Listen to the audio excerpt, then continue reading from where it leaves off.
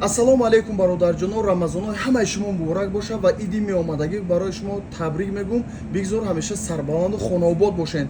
Дар Англия ид рӯзи 20 марти соли 2026 мешавад. Ин рӯзи ҷумъа мешавад ва ҳамин чиза хостум барои шумо бигӯм ва вақтҳои намоза ин вобаста аз ҳамун району ноҳияу шаҳрҳое ки шумо дар Англия зиндагӣ мекунед вобаста ба ҳам аст ки намози ид кай хонда мешавад ва намози ид то 3 ё то 4 таймам яъне ки вақтам дар Англия хонда мешавад ва худатон метавонед аз ҳамун масҷидои назди хонатон яъне ки бубинед.